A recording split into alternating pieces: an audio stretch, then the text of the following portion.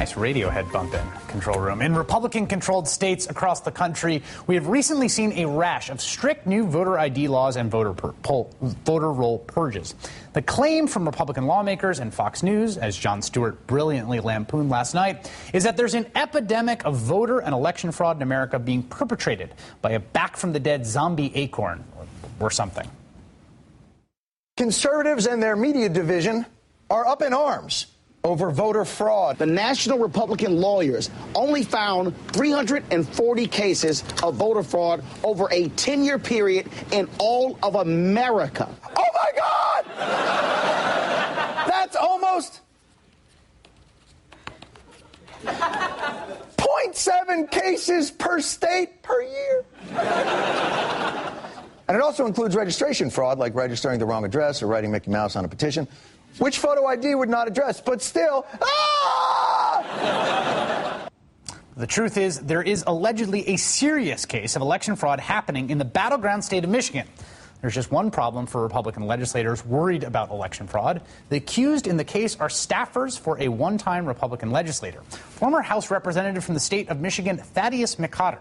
McCotter resigned from the House 34 days ago, citing, quote, nightmarish circumstances.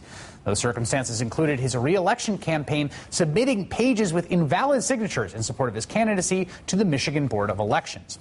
McCotter then asked that his name be removed from the ballot for the state's Republican primary, which took place this past Monday. And now 4 of McCotter's former staffers have been charged in connection to those invalid election petitions. They are Deputy District Director Don Yao-chung, District Director Paul Sewald, District Representative Mary Melissa Turnbull, and Scheduler Lorianne O'Brady. In all, the 4 were hit with 13 felony charges and 21 misdemeanor charges. 11 felony charges went to Deputy District Director Don Yao-chung, 1 to District Director Paul Sewald, and 1 to District Representative Melissa Turnbull. They include election law forgery and conspiracy charges. Unless you happen to be Mr. McCotter, one of his loved ones, or one of his criminally charged former staffers, the 9-page report from the Michigan Attorney General's office is an amazing read. Some highlights. Quote, employees of Michigan's Bureau of Elections concluded that the filing contained numerous duplicate and triplicate copies of petition sheets, calling it, quote, a deliberate attempt to circumvent the requirements of Michigan election law and hide known deficiencies in the petitions from state election officials. The investigation conducted revealed that petition collection efforts were carried out by a dysfunctional congressional staff that had completely lost its moral compass. Staffers functioned with the arrogant attitude that the rules simply did not apply to them. Michigan's Attorney General is calling the 4 the McCotter crew. And even though Thaddeus McCotter has not been charged with any crime, the state's Republican Attorney General saved his harshest criticism for the disgraced congressman.